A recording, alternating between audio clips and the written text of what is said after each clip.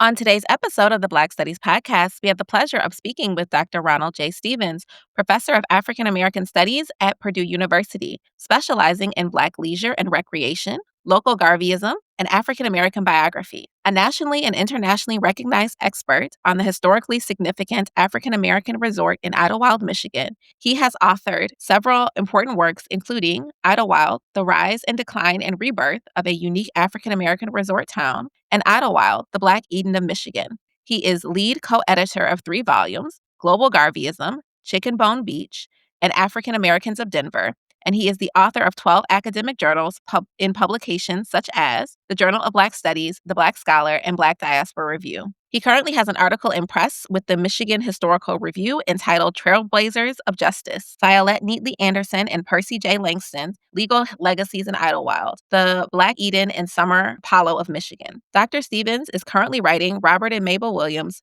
Matrimonial Partnership in Black Resistance History, and pursuing a book contract with Wayne State University Press. Dr. Stevens has appeared as an expert for numerous media outlets, including NPR, the History Channel, and the Smithsonian Channel. Notable features include appearances in the documentaries Negroes with Guns and the Green Book Road to Freedom, as well as Tony Brown's Journal, Black Nouveau, and HGTV's Historic African American Towns. His contributions continue to deepen our understanding of African American leisure culture and resistance history. Recently, he launched The Resilience Journey, a 40-minute biweekly podcast based on the experiences of Robert and Mabel Williams as a testament to the power of defiance in the face of oppression and the enduring spirit in the fight for human dignity and equality. The show explores stories of perseverance and empowerment and where history's echoes shape our past and future. Each episode dives deep into stories of resistance, resilience, courage, and the relentless pursuit of justice through the lens of those who've lived it. He plans to continue the resilience journey and write 2 other African American biographies, one about producer Larry Steele from his Smart Affairs review from the mid-1940s to the early 1970s, and a second about John White and the Gotham Hotel of Detroit. Dr. Stevens has over a decade of administrative leadership experience, having served as department chair at Metropolitan State University of Denver and Ohio University, as well as program director of African American Studies at various other institutions. Dr. Stevens was born and grew up in Detroit, Michigan.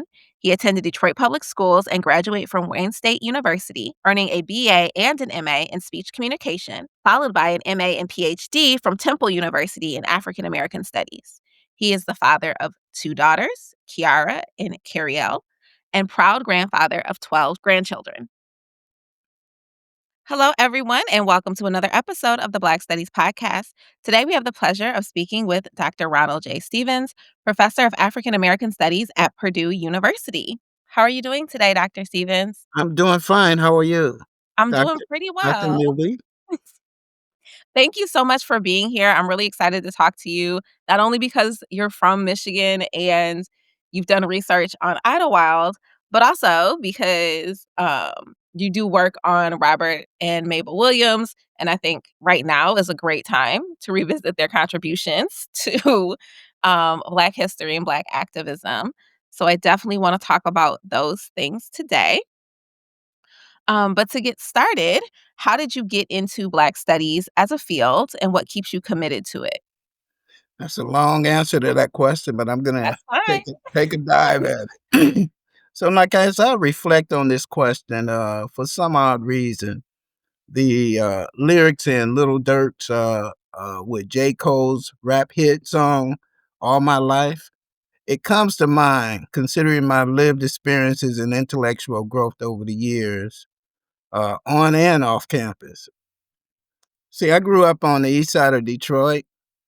I was born in Black Bottom on 4th Street near downtown Detroit, across the street from the front door of what is now known as Martin Luther King Junior High School, uh, which actually came as a result of urban renewal in Detroit. That's when they started building Chrysler Freeway, as you know. My parents was divorced when I was 4 years old, so we lived on that street. And at the end of when it was time to move, that's when my parents divorced. And my mother, brother, and we lived in the Brewston Projects in Detroit, which is kind of near downtown. Mhm. We lived there for about 4 years before my mother met and remarried. And so we lived with our stepfather and our mother. And my brother and I, we spent our weekends, our entire life growing up with our dad, who also lived in Detroit. And my dad, he died about 5 years ago at the age of 97. So he was my best friend. My grandmother, my father's mother, lived with my father, an older brother and sister from my father's first marriage. So I'm explaining this because one of the subjects that I teach is about the black family. Mhm. So all of this comes together how I got in. So born in 1886 in Evergreen, Alabama, my grandmother, who died at the age of 100, was raped 3 times by white men and born children from each of them, my aunts. I learned lots from my grandmother. My father lived in a 3-bedroom, 2-family flat. My aunt lived in the lower level. My dad, grandmother, brother, and sister lived at the upper level. And every weekend, when we were there at my dad's, we slept in the room with our grandmother because my older brother slept in the bed with my dad, and my sister had a room to herself. So there's only 3 bedrooms. uh, so my dad, he was born in 1923, uh, and he died at the age of 97. And my dad was a laborer who worked for Chrysler for about 40 years. Dad had migrated to Detroit slightly before enlisting into the U.S. Army during World War II from 1941 to 1945. He was an honorably discharged veteran, and an all around handyman, great auto mechanic, an avid Detroit Tigers baseball fan. So we spent our weekends with him, but those weekends wasn't just having fun. We were Mhm. whatever he did, we did. So he visited his sisters and did little handy jobs around their house, and we visited too with our cousins, but we had to work. So that was kind of my dad. He was kind of like a drill sergeant, sort of to speak. My mother and stepfather had moved out of the projects and into a neighborhood further on the east side, probably about, I don't know, 10 to 15 miles from downtown Detroit and about 7 miles from where my dad lived. So we lived initially in a mixed racial neighborhood at first, and it slowly became a mostly all black neighborhood in the heart of the Bishop Street gang, which at that time had emerged immediately after the 1967 rebellion, the assassination of the Reverend Dr. Martin Luther King, and all this urban renewal dynamics I'm explaining that was happening in Detroit. The Bishops was one of, at that time, the largest street gang in the city. And we lived right there in the heart of all of this. So I became involved in sort of like that street life, especially during the years that Coleman A. Young served as, the first mayor. Mhm. 1973, he won the election. And by January 1st of 1974, he made this announcement about he wanted hoodlums and thugs to hit 8 Mile Road. I don't know if you remember that or you heard stories about that. Yeah, I don't remember it, but I did hear stories. So I had gotten caught up in all of that, and eventually, got for a crime that I didn't commit, but I was in the company with some other folks, and I ended up being convicted for. I was charged with first degree murder, but we were convicted of second degree murder. But I was convicted initially by the jury of attempted armed robbery because I had abandoned the whole thing. But the judge did not accept that. And we went before the hanging judge at that time in Detroit, Judge Geraldine Bessemore Ford. I don't know if you heard that name, but she Mhm. did not play around. In the end, my dad and my mom, but my dad mostly financially because he had gone into retirement. He had my back. He knew I was innocent, and he was determined that, whatever was going to go down, it was going to be a just thing.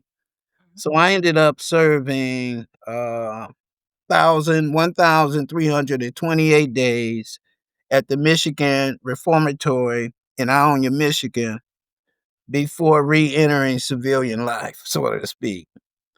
My case had, at that time, Detroit had what was called the Detroit Recorder's Court, and that's where, the verdict happened. That court does not exist today. My records does not exist today, but my case was appealed before the Michigan Court of Appeals, and we won. And the prosecutor appealed that decision, and we won at the Michigan Supreme Court levels. So, after winning, uh, I was told that I would have to avoid going back to trial because it would take, another 6 or 7 months. That they offered me a plea deal of 5.5 to 15 years, which meant basically with that 1,328 days, that's 4 years, solid years. Mhm. Time would have been almost served, except I would have been on parole. So I took the deal. I pleaded guilty. I told the story, my side of the story, what happened, and the judge would not accept my plea. The judge said that there was no evidence of guilt. So to get through this process, the court said, and my lawyer, he encouraged me, and it turned around. My lawyer was really interesting because my lawyer was connected to Robert Williams. I learned this later. Um, but said that, well, why don't you let the judge decide, and why don't you plead noter contenere? That's what it was called. And so I did, and so to get through the process, 5.5 to 15. Went back, uh, probably did another 2.5 months, and I was released. Immediately being released, because I had this training from my dad that did not play about work, so I had a good, strong work ethic. And, I wasn't stupid, I mean, I didn't go to school all the time, but, I had sort of a brain. So I worked a couple of jobs, minimum wage. And the last one, was building and repairing pallets. Those pallets, the thing when they shipping products. Mhm. And just before the 90 days, they fired us. So I couldn't apply for Unemployment. workman compensation. Yeah. So my dad, and I wasn't quite 21 years old yet, right? Because when all this went down, I was still a teenager, just barely turned, of legal age to be tried as an adult. I had just barely, and I was the only one. It was four of us, and I was the only one that went to trial with the guy who committed the crime, and I didn't do anything. So and he says, "Well, I'm gonna take you to Job Corps." This time, Detroit Job Corps. It was located right off of Jefferson Avenue and Garland Street, Mhm. and I just barely, cause the cutoff was the age 21, so I just barely got in the Job Corps. And when I got in the Job Corps, I already had a GED that I got while I was incarcerated, and I sort of had the bug. I sort of had the bug for education my last year incarcerated. Uh, so I was interested in education, and I already had this. All I had to do at Job Corps was learn art welding, a trade, and auto mechanics, which I had learned some of that from my dad. Mhm. And so this is around this time. This I think around 1980 or so, and the Detroit city buses are on strike. Everything is on strike, and this is all Jefferson Avenue. So I was able to go to Wayne County Community College downtown on 4th Street, but I had to walk. but I was determined to get my education, right? Because, like I said, I had this bug while I was incarcerated, and I'd taken this English class, and we were assigned to write this paper, and we had to read it in class.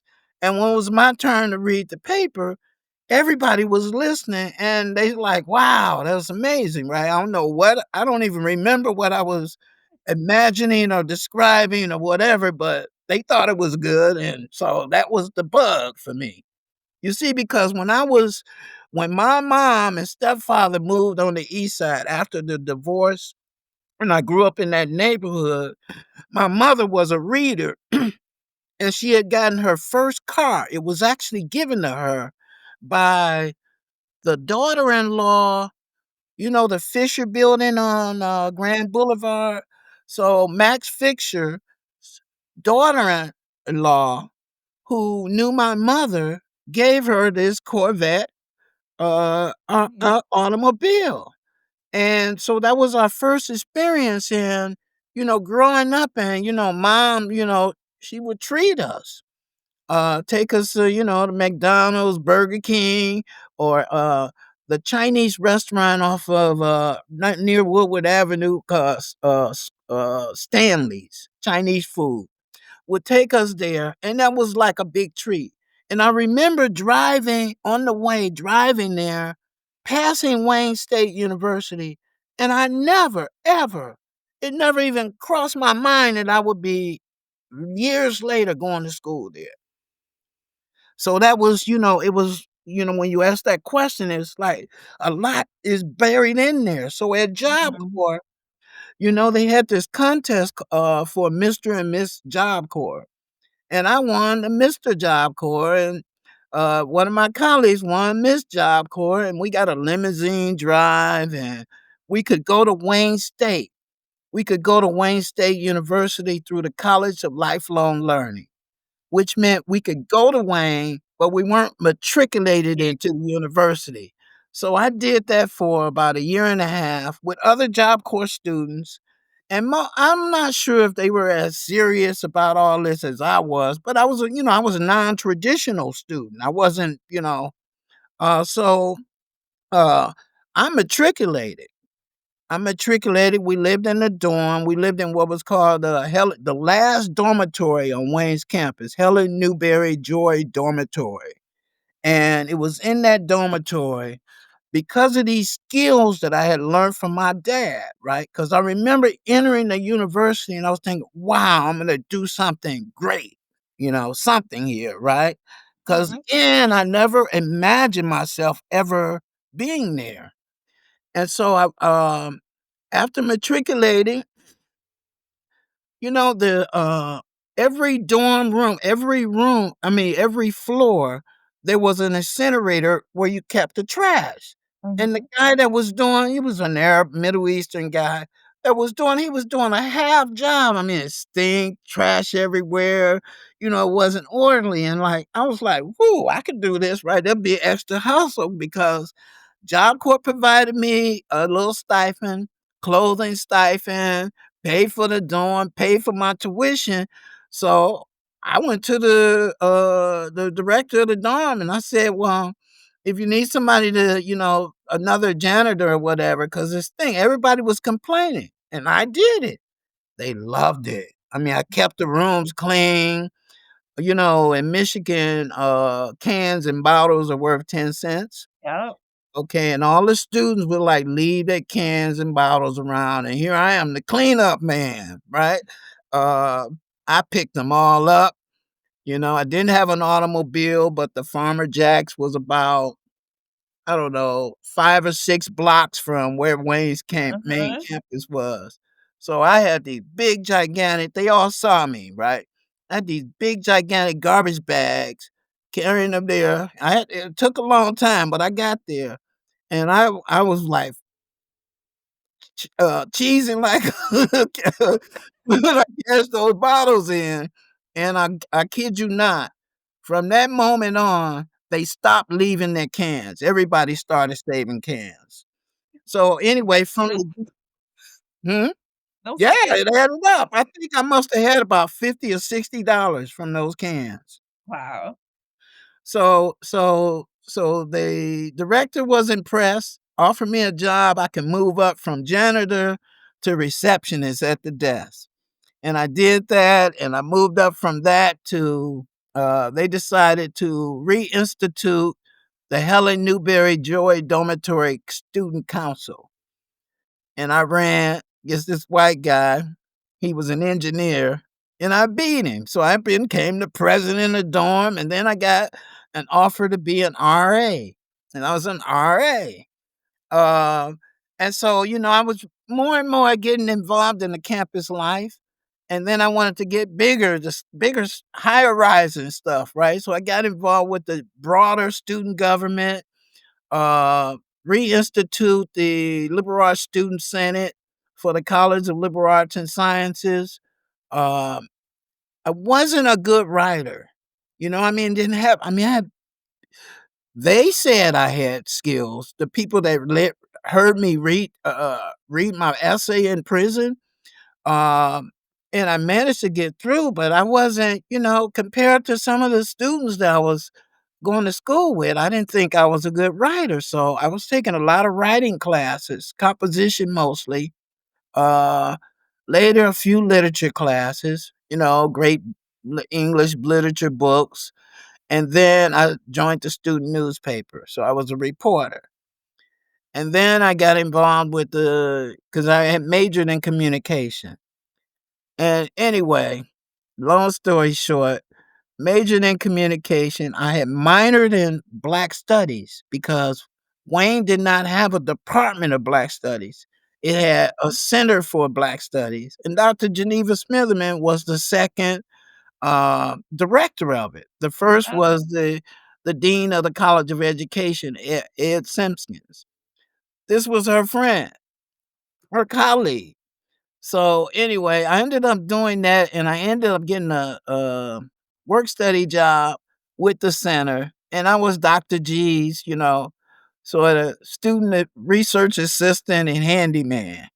So, I photocopied her, she had me do some proofreading her papers.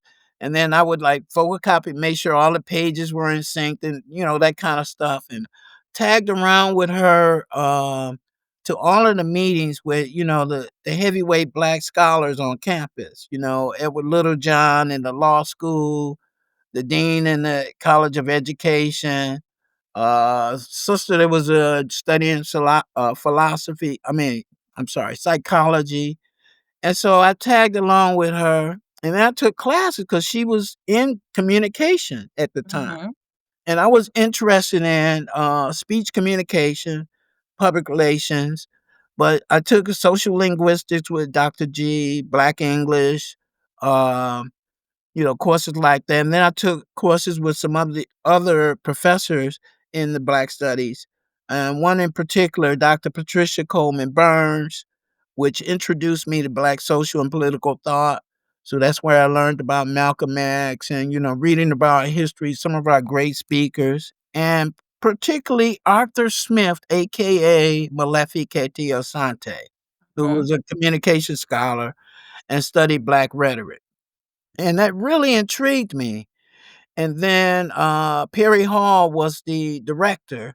So he had introduced me to NCBS. I had just finished. I did not get my finish at that time my master's in communication, but I had enough credit hours that I could do either plan A, B, or C. I took more classes than I needed.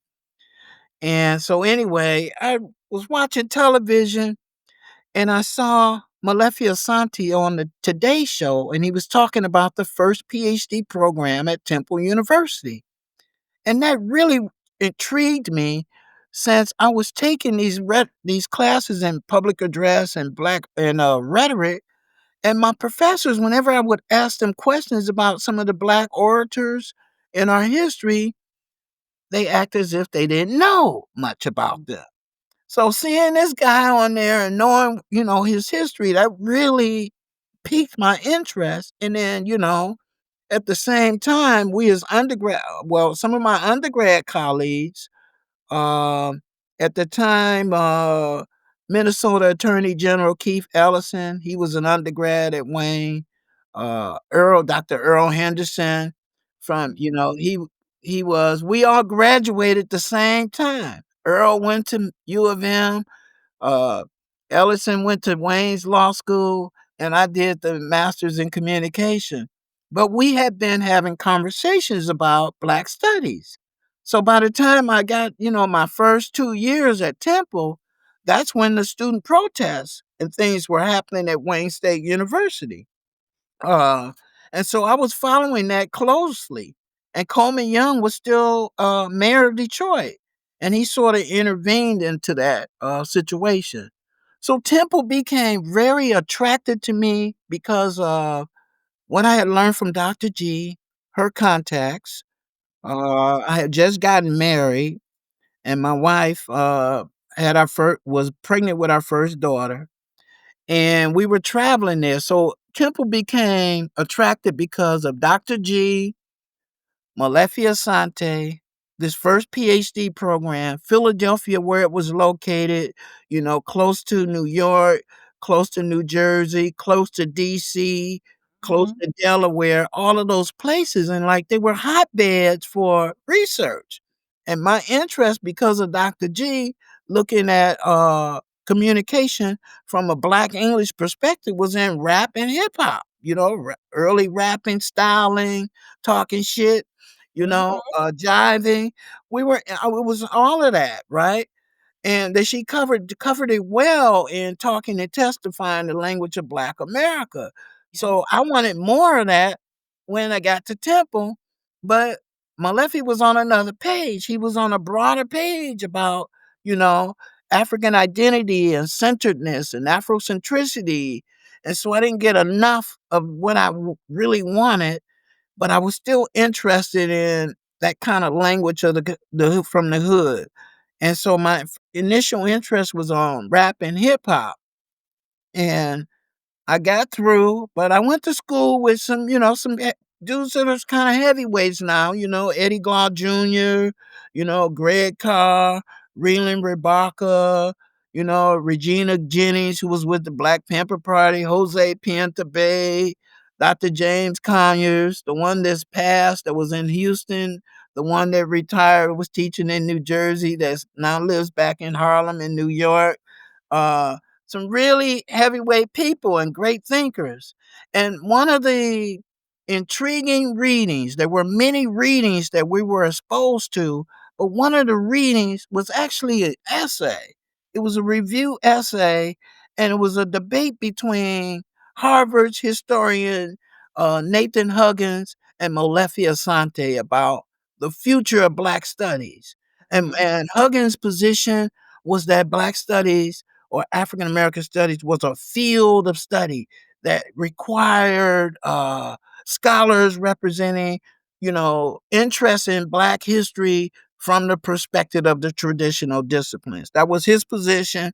And Malefi's was like, well, African American studies is a discipline in and of itself, right? Mhm. It includes these things. And this is a debate that's turning out. And I found since I had graduated, right, that has been sort of the trajectory in higher education. And you can even see it now with the dismantling of some programs and departments and the maintaining and sustaining of them, right? Mhm.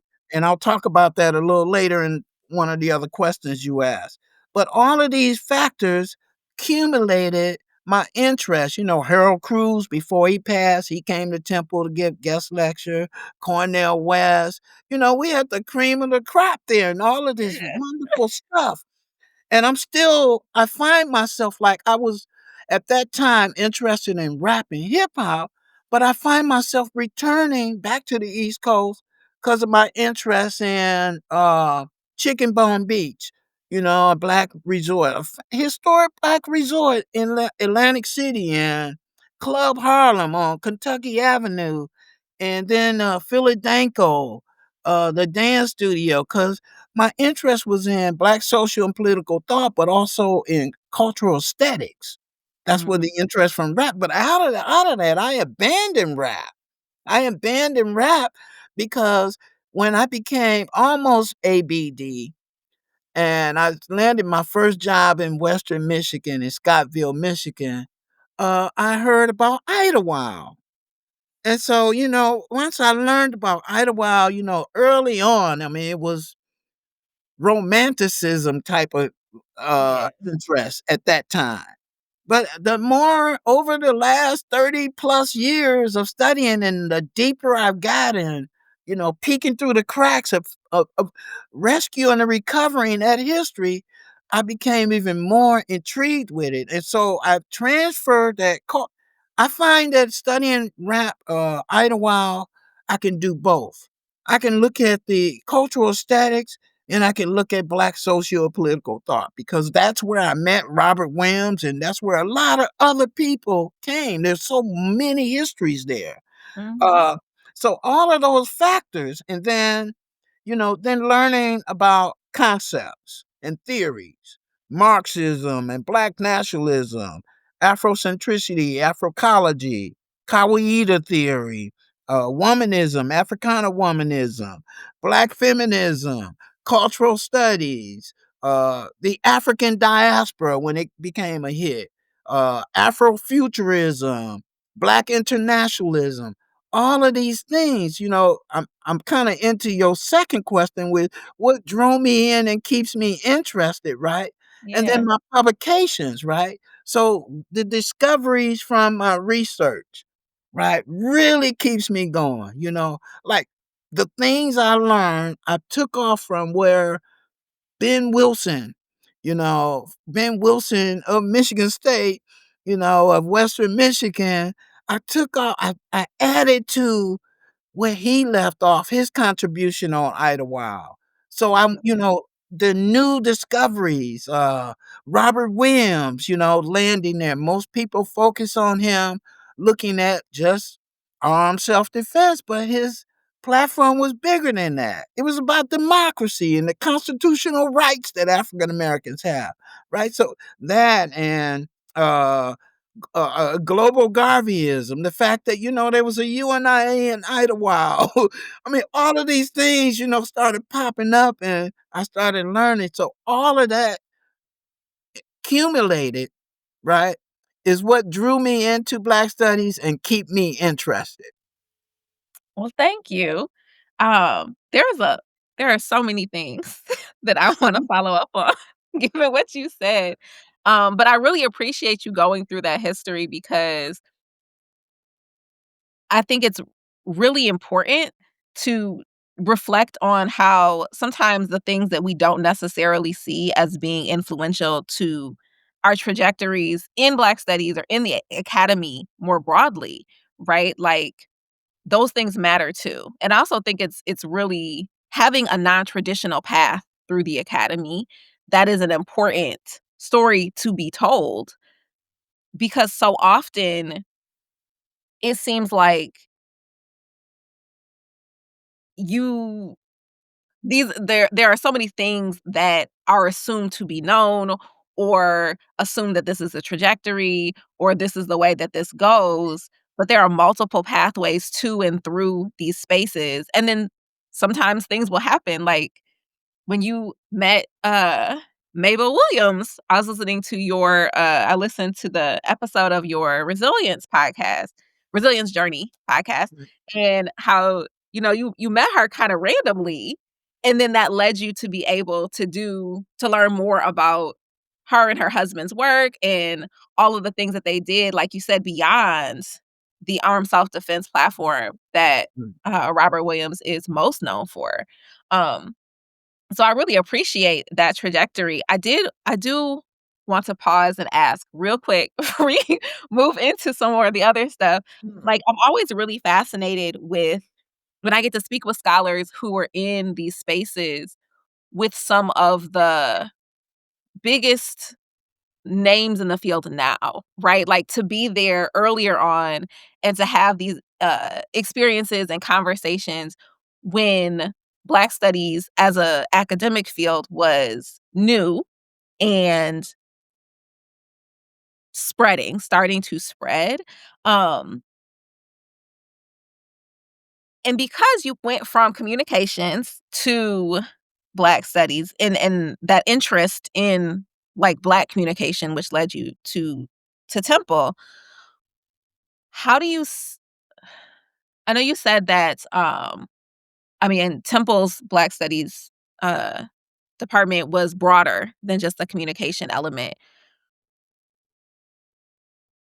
but what was it about that?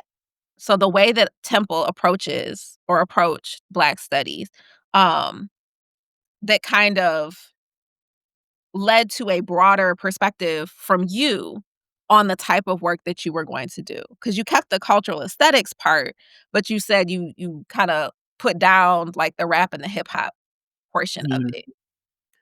Yeah, there were several, things. There were several professors there that, I really enjoyed. Malefi, again, but his wife at that time was Cariama Welch Asante. She was a dancer, but she had this theory on dance and, connecting dance and orality, and so I really enjoyed her. And then, I worked with Bobby Seale, for a year. I did he wasn't a professor, but he was in the department and he had an office. And so the director of graduate studies, CT Cato, he allowed me to do 2 independent studies. And during those, the work was exclusively on Seale and the Black Panther Party because Temple had quite a collection of the Black Panther newspaper. So I combed through every issue that Temple had, all of the resources, and we put together this source. And Dr. Terry Kershaw, he was influential, and I met Dr. Charles Jones there, who was actually doing research. I actually had turned over some of my research that I did on the Black Panther Party to Charles, which explains one of the reasons why his work is so comprehensive. Mhm, But working with those people, and they all liked me. They were sort of impressed by my, background, my interest. I was a bit of a hothead going through, right? But I stuck it in there because some people did not finish the program. I finished the program. There was something that, Kariama Welch Asante said to me, because in some departments where theory is heavy, mhm, sometimes they lean towards a singular theoretical perspective that dominates the department's identity. And some of that was happening at Temple, and I didn't like that. I wanted to know other perspectives too. I mean, I appreciate Afrocentricity. I think my worldview is Afrocentric, right? mhm, Uh, my interests, I know about the ancient world. Um, I know what Egypt meant to Africa, like what Greece and Rome means to Western tradition. But my interest is on the here and now, the contemporary, how we living now. And so one mhm, of the things that Kariama Weltasante told me, said, Ron, just finish your dissertation. When you finish, you can write about whatever you want to. That was the best advice that I got. And the second good advice I got was from Alefi Asante. And because all of I wasn't I've been at 2 Big Ten schools. My first out the gate, uh, I was offered at an HBC2, Alabama State University, but it didn't quite fit what I needed, and it was a mhm, lot of work. So I ended up at University of Nebraska at Lincoln. So my first out the gate was Big Ten, and I landed in the Big Ten. But in between that, I've been at state universities and a community college. And one of the things that Malefi said that really resonated and has been extremely helpful to me. He says, Ron, whatever you do, don't stop. Wherever you be, don't stop publishing. So mhm, that was 2 very good advices from those 2, right? one about doing whatever I want to after I got the degree, and the other was don't stop publishing. And I've followed that advice. And so I think I'm answering the question that you asked. But that's what it was like. And I remember one time, never took a class with Eddie Gall Jr., but we were there at the same time. But I remember, he was a true leader. Um, I remember there was an incident that happened off of Broad Street, North Broad Street, and I was working. I had a job as a uh, non-traditional research assistant, right? I had a job teaching, helping adults return to school, non-traditional students, which is what I was, right? Mhm. And so I remember coming out this building, and I had heard about this rumbling in North Philly between a black student and some white students. And so I come out the building, and all of Broad Street is blocked. The cars can't get down the street. And it was because Eddie had led this sort of civil rights protest on Broad Street with all of the students. He had garnered all this support. Uh, it was an amazing experience. So, going to school with people like that. As I was leaving, Greg Carr was coming in. I didn't realize he was a lawyer and he would eventually end at Howard University. But, young up and coming giants in the field. So, it was an amazing thing. And I didn't, as I said, fully benefit from it because, they all hung out, but I was married, I had kids. Uh, so, I had to work, go to school, and go home and be a dad and husband. And so it wasn't quite the same. But, as I reflect back on it, it was an exciting time. But it was challenging finishing because having a PhD in African American studies when there was so much resistance towards it, right? Mhm. Uh, meant uh, it meant a couple of things. It meant I wasn't totally up to date on the theories, methodologies in the places where they set me, Mhm. and it also meant this kind of judgmental thing about Afrocentricity and whether we were legit, etc. But I survived. Thank you. Thank you for sharing and expanding on what you said before. I I obviously, like, it's a little different today, but I do think that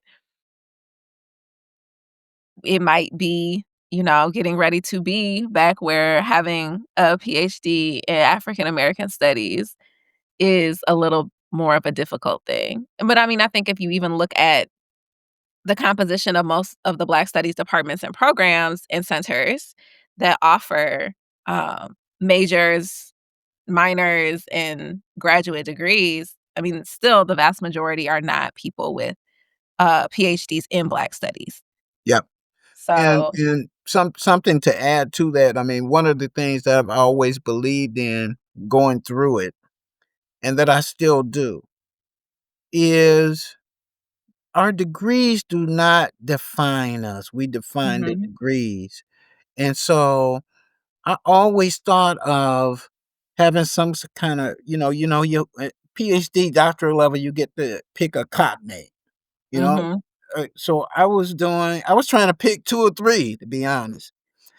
I took classes in the traditional music department, the traditional dance department, and of course in history. But I only claimed history. Um, But I also think that we ought to reach out further than that, like in the business school, in engineering, in our physical sciences, right? Because the field is interdisciplinary for a uh-huh, reason, and it is constantly expanding for a reason. And we need to be thinking about that. And I think sort of the same way, going through grad school, the same way I was thinking about just doing hip hop, right? Mhm. Or the same way some of my colleagues just wanted to focus on ancient Kemet, right? In the same way, sort of kind of a narrow view of the field, or the same way of people studying Robert Williams only look at armed self-defense.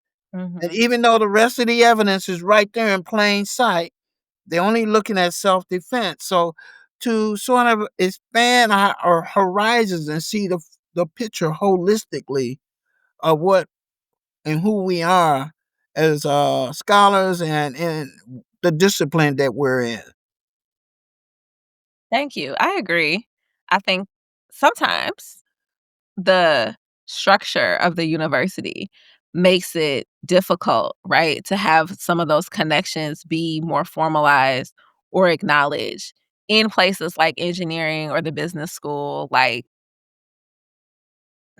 disparity of resources plus, the way that, And uh the narrow view of the scholars. yes, yes, those views, right? And even the ways that universities can be so siloed, Yeah, right? Like, at least I know, like, in Maryland and at Michigan State, like, the engineering school was not next to, like, arts and letters or the humanities, like, those were across campus from each other. So even just the spatial proximity yep, can make, um making those connections be more of an effort than it might be with some of the other disciplines and fields that are more common to be found associated or affiliated with, the Black study spaces on campus. yeah, So and just to add to that, I've always thought, especially considering what is about to go down and what has happened in our communities, like, I especially consider there should be a connection between what scholars do in the medical schools or mhm, nursing schools or dental schools or law schools should have some kind of link to Black studies. absolutely, absolutely. We've come across, at least I do, like, I've come across, a few students since being in Maryland who, like, they have either double majored in Black studies or done our certificate program or taken a bunch of classes with us who then went on to law school or medical school. Like, it is a Absolutely. pairing that definitely makes sense. It's just not as acknowledged or pushed on a broader scale because it gives you a different perspective and a different way to think about things. It shifts the lens that you're viewing everything that's happening through and gives you the ability to see things differently in a way that I think is really underappreciated if you don't get that training. Absolutely. So, I want to um build on everything you just said and ask you about um I guess to elaborate because you went into it a little bit on how your work as a scholar is informed by Black studies. Um, but also, we haven't yet touched on your work as a teacher. So I do want to talk about that. I'm very interested in pedagogy. Mhm. But in talking about your work as a scholar and the intersections with Black studies and your training in Black studies directly, I wanted to know a little bit more about that whole, like, Idlewild to Robert and Mabel Williams connection, because I know you mentioned that, Mhm. on your podcast, and I thought it was a really interesting and, random and coincidental and very interesting and influential ultimately. Very good. Okay, so first of all, I don't define or consider myself a superstar in the field, right? I sort of define myself as a scholar, activist, and a good teacher with leadership skills. Because many of us, like when we're in this field, we either look at the teaching side of it or the research, and not necessarily the administrative, the leader. Mhm, So I'm interested in that, and I see myself as a interdisciplinary, Africana studies scholar with an Afrocentric worldview. Of course, I'm interested in 21st and 20th century uh, history and leisure and recreation, and urban history, pop culture, and African American biography. So I wanted to lay that out first before I explain, right? I think my work is read by historians, communication scholars, sociologists, anthropologists, linguists, and literary critics. And I imagine it being in relations to and across these multiple disciplines um, as making some kind of contribution in adding to these scholars or students' growth. So, in relation to your specific question, so with Idlewild, I was working at this community college, and the dean that hired me, this community college in Scottsville, Michigan, it had never, until me, hired an African American faculty member, and even after me, Wait, can I ask real what yeah, what was that experience like being the first Black hire at an institution in Western Michigan, like mid-Michigan, so not super up north, but definitely not towards the South where most of the Black population of Michigan is located? on campus, it was interesting, something that they had never seen before. And even years later, when I got invited there, I had people asking me, "Well, how did you study here?" And the way that happened was when I was at Temple, like I said, I could have did plan A, B, or C, thesis, essay, or exam at Wayne in communication. And the head in communication, he, he was really helpful to me. We had our last farewell party reception at the end of the semester. I was graduating, and one of my favorite professors and a grad student had pulled me to the side and said, "So, Ron, what you gonna do?" And I'm like, "Well, I'm not sure. I looked at for jobs, but I didn't get them." And grad students say, "So you should go to grad school." And then the professor said, "I bet you if you ask George, he'll resoundingly, get you into grad school and you might even have a fellowship." And that's exactly what happened.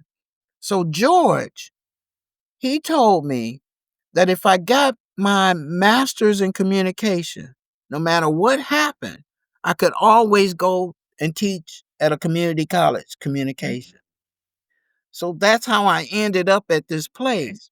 And while I was there, the vice president of academic affairs had pulled me aside, and he was from Wisconsin or someplace like that. And he said, there's I don't know if you were aware of this. He said about 30 miles from here, west of here, there's a little famous black community over there. We passed there going by. You should check it out.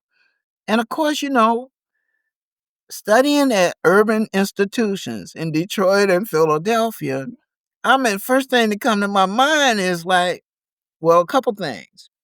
This guy's just doing small talk, right? Mhm. You know, I I don't know if he really know what he's talking about. He's just trying to be friendly with me, right? Or if I go over there, I've never been in a rural area because here we talking a northern rural area. Yes. I've heard all kind of stories about people hitting deers, no street lights, right? Mhm. So there was this kind of phobia about that too. But anyway, he was the one that put the initial bug, and I'm glad he did. And it wasn't until a couple of students that lived in that area approached me and told me about it, and one actually offered to give me a tour. When she gave me the tour, one of the first places she took me was to they had like a seniors meals program for senior citizens. And it was at this church, a Catholic church in Baldwin, Michigan. She took me there, and guess who was the supervisor? Mabel Williams. So I first met Mabel. She gave me permission to talk to the seniors, and she must have been observing me, right? As I was like, I took my time, I had tape recorder, camera, everything. Mhm. she must have been observing me as I was interviewing these senior citizens. And so one day she invited me to a senior event in Idlewild. And when I went to the event in Idlewild, sitting at the entrance, the door, the table where you enter was Robert and Mabel Williams. She said, "This is my husband, Robert Williams." And I vaguely knew who he was. I was taking a shot, but I really didn't, everything didn't click until a couple of months later when he actually came to the campus at the community college where I was at, because he had been giving these annual Black History Month talks there. Mhm. And this other professor whose office was next door to me, uh, uh, what was his name? Jim McClure, because he had a name of a famous writer. He said, this guy, he comes over, he say he was in the civil rights movement. He talks to my class every year. If you want to come and sit in, you're welcome to it. And I'm like, okay, again, I'm thinking this was, Uh-huh. but I did. And there he was. So I sat right in the front row and I listened to his story. And that's how that evolved. And what I learned from that was that it makes sense when you think about a historic Black resort emerging, in this case, on in the Midwest during Jim Crow. Mhm. Uh, you got to think about all of the people that vacationed there. Mhm. And in thinking about the people who vacation there, I'm thinking about my own self, my own experience as a student, right? Everybody has a history. Yep. And so that's when that started clicking to me like, okay, well, it makes sense that, somebody will eventually ask me, how did I move from Idlewild to Robert Williams? That's because when Robert Williams came out of exile, landed in Detroit for a little bit, did a fellowship through the Ford Foundation at University of Michigan, Ann Arbor, uh, decided he did not want to stay in Detroit. The Republic of New Africa was there. His brother lived there. He was disappointed. He was disappointed in the economic outlook of African Americans in the 9 years he was out of the United States. So he didn't want to go, he lived there. So they picked Baldwin. It would make sense. Someplace quiet, not so heavy traffic, da da da. And so that's kind of how that thought, and it made me think about other ways of thinking about Idlewild. Like, why would a Dr. Daniel Hale Williams from Chicago, one of the co-founders, one of the co-founders of the Providence Hospital in Chicago, right in Cook County, why would he retire? And why would he decide to retire in a place like Idlewild in the mid-20s? And Mhm. so, you start thinking about, wow, why would a Madam C.J. Walker come through here in 1918 and want to invest in this place, right? So I started thinking about all of these histories, right, of all of these people. And so, in answer to your question, that's how I moved from there to there. But all of my research is emanating out of Idlewild, believe it or not. So I on my list is I've been working on Larry Steele Smart Affairs at Club Harlem in Atlantic City for 25 years. And the reason why was because of the Arthur Bragg's Idlewild Review, right? Because here's Mhm. like a big showman and, showcasing Black womanhood. Because Black women couldn't, a lot of them weren't on stage then, right? And he got a band with him. He got comedians. He got the Four Top, Jackie Wilson, all of these people, and they're performing there on a weekly basis in Idlewild. But then when the season closes in Idlewild, they're going on tours. Where I Mhm. find out this guy Larry Steele in Atlantic City, New Jersey, was his rival. Had a bigger operation, right? So that's how that I got interested in that. But while he was having these shows, whenever they did a show down in Detroit at the Flame Show Bar or El Cinco or wherever, okay, in Paradise Valley, whenever they did a show, they stayed at the Gotham Hotel with Mhm. John White, right? African American entrepreneur, have to this day, the largest hotel in the United States, owned and operated by an African American, first class, right? So everything is emanating out of the Idlewild research. Those are the connections. Chicken Bone Beach, because when the showgirls had finished the rehearsing at Club Harlem in Atlantic City, they wanted to relax, so they went to the beach. So that's how all that unfolded. That's a really interesting. And also, like, just reaffirms the interconnected nature of so much, particularly if you're talking about Black people and Black culture. Like, there are so many interconnections and the necessity of Black studies to be interdisciplinary because all of these things are you can't divorce them from each other. Like, they all intersect at multiple spaces, and like you said, like, you start with one spot, and then there are all these branches that are connecting back to it and leading you down further Right. lanes and tributaries and all over the place. So Exactly. that's And I okay. think there was a second part of your question which had to do with teaching. So I Mhm, was like try to deal with that. So, like I said, I see myself as a sort of scholar activist, but I also see myself as a student, right? I'm always learning. I'm learning from my students, mhm, especially the ones who are serious in the classroom, undergrads and grads. And there's a lot of serious students who they might not major in African American studies, but they're serious because they want to understand the world around them and what is all happening.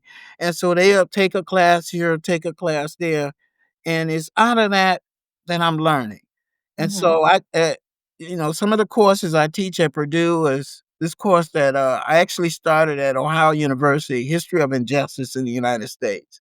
And I have a ball in there because I can pick different themes of mhm, injustice, whether, it's dealing with wealth and poverty, or it's dealing with, mass incarceration, or, slavery, whatever. Right. So teaching that and leisure and recreation and about the Black family and the Black community, I kind of see all of these things as connected because they tell a story of Black resilience. Black folks, despite whatever odds they have encountered, how they've overcome. Right? mhm, So, and again, going back to what I was saying, how I got into it, right? My own lived experiences, all of these things are like resonating. And, by learning it and teaching it, it's giving me a clearer perspective of my placement in the world, on this planet as a mhm, human being. And so learning about the enduring legacy of slavery, the Black codes, Jim Crow segregation, internal colonialism, major U.S. Supreme Court decisions from Dred Scott to Plessy versus Ferguson to some of the early civil rights acts to the Homestead Act to the Great Migration, residential segregation, restricted covenants, Brown versus Board of Education, Civil Rights Act of 64, Voting Rights Act of 65. All of these things, they like, the 1884 Berlin conference over the scramble over Africa, colonization in Africa. All of these things combined, right? Just like being aware of them, right? Not only keep my feet on the ground, but it keeps me interested and it keeps me engaged in wanting to teach students about these, the mhm, civil rights movement, the Black Power movement. What does all that mean? And how does that all connect now with what is happening here in the 21st century? How does that connect? So the part I enjoy the most is working with the students. When I see the light bulb go off, when I see it go off, it's like, wow, it's an amazing thing. It's like there's no reward greater than that when you see it and you see them taking it to the next level. So there's a Mhm. couple of students that, I there are many more, but there's a couple that really come to mind, a former student, Jeremiah Johnson, we just published an essay on, looking at the field and AI Mhm. learning. Uh, one of my students, Alice Ragland, who is a professor, teaches at a college in Ohio, and she coming up with some theories on rhetoric and communication. And we she I remember her sitting in my class. She looked so calm. I used to wonder, like, whether or not she was taking in what I was saying, or you know what's going on. And when I would ask the question or something pop up, she would answer and like, woo, blow me away with her answer, with her response, and in her writing. And then I have one that Olami, who's from the Bahamas, and her dad was Nigerian, her mama lived in the Caribbean, and she migrated, and she's an immigrant now, right? But she was a political scientist, a public defender, went to law school. I've written letters for went to law school, finished law school, got accepted into the bar where she can practice law in New York. She, criminal law. And then she starts her own podcast, right? And it's like, wow, brilliant to see, how all this is magnifying, right? Now, I feel a little humbled and honored that I played a role in it, but there were other factors that played a role in their identities. But, just being happy about that. And, there's a conference, Asala is meeting September 24th to the 28th. Be going. Two of my grad students, we were going to do a panel, but they're not going because they got to finish their prelims. But I'm going, right? But just the fact of working with students, and then, the range in the field, starting out of my research, I start on the book on an article on Robert Williams, turn to a book, then another book on Robert and Mabel Williams, really trying to get clarity, more understanding, and then my podcast, and then this year represents the 100th anniversary of Malcolm X, Robert Williams, Medgar Evers, Patrice Lumumba, right? And most of the honoring, most of the recognition, literally this year has all been on Malcolm. Yeah. The Smithsonian is doing Medgar Evers. And so here at Purdue, we're going to do Robert Williams because he's an important voice in that. So all of that stuff accumulating, right, adds to my interest, and to see the field, despite all of the challenges, setbacks, the chaos, rise of an authoritative regime, in the words of the president of Asala, uh, all of these things, the uneasiness, despair, in spite of that, in the field of Black studies, there is significant investments in STEM research, digital humanities, AI, and more recent theoretical perspectives like Afrofuturism, Black internationalism, the reparation call for reparations, the topics on, Black feminism, Black leisure and recreation, all of these things, these tools, these interests are constantly being produced and amplified, right? Despite this sort of insane move to dismantle this is still living on. And that's why a big thing in my life and in my research as a scholar is focuses on resilience. No matter what, I always tell my students, no matter what, keep it moving forward. Yeah. Yeah. Well, thank you. You're Uh, welcome. I don't wanna take up too much more of your time. Oh, can Uh, I add one more thing? I'm you can sorry. absolutely, you can This is very, very important. So, let's just look at some Emory University uh-huh. starting a PhD launched a PhD program. Boston University having a new major in African American and Black diasporic studies. Michigan State University investing in its PhD program. I understand there's a new director. The Virginia Commonwealth University, a building naming after Gabrielle K. Man, I'm drawing a blank on the name. But University of Chicago, Department of Race, Diaspora, etc. Then you got Wayne State University, a Mhm. former professor at Michigan State University and department chair who was a provost for a short period of time there. Getting to Wayne and receiving a $6 million grant to start a Detroit Center for Black Studies. That's a huge accomplishment. You know what is happening at Harvard with the Du Bois Institute, the Department of Mhm. African American Studies, Howard University. They just hired on some people along with Greg Carr, and what's going to be happening there. Then you got UMass Amherst, Princeton, Temple's anti-racism center. So there's a lot, the Schomburg Center receiving a Melanin Foundation. So there's a lot to be proud of in this discipline, despite uh, whatever challenges, because it's always been challenges, right? Right.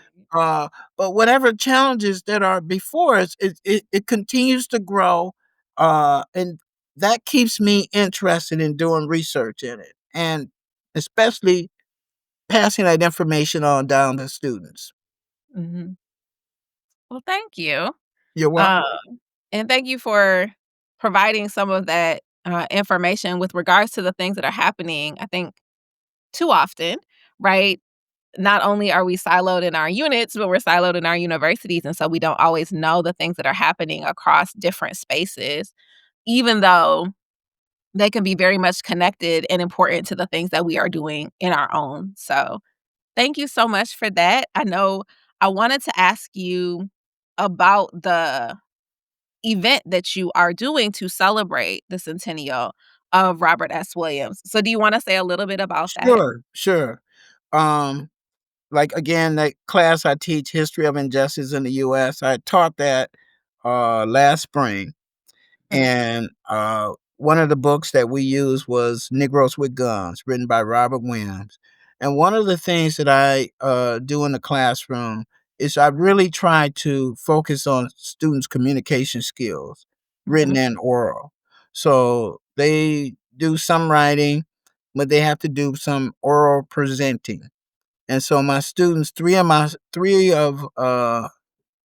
the students that were in that class, they did some really wonderful presentations on Negroes with Guns. And so there's a panel with undergraduate presentations just focusing on Negroes with Guns, every chapter, 1 through 7. And then there is a panel, because I also taught a class on research research theories in African American studies. And mhm, so I had a couple of grad students in there, and we looked at about 10 different books. And my book on Robert Franklin Williams Speaks being one of them. And the students did reviews on it. So two students are doing reviews on my book. One student, who the one I was saying that did the research on AI and Black studies, he's presenting. And then I learned about who had learned about this present thing we're doing. A grad student at Columbia University who's really looking at the debate between Dr. King and Robert Williams about mhm, guns. And of course, I don't know if you know, but Dr. King carried a gun. so, so that's going to consist of the graduate student panel. And then I looked at like the works. Talked to I tried to get Tim Tyson involved, but I never heard back from him. Earl Henderson, The Revolution Will Not Be Theorized, is one of the presenters.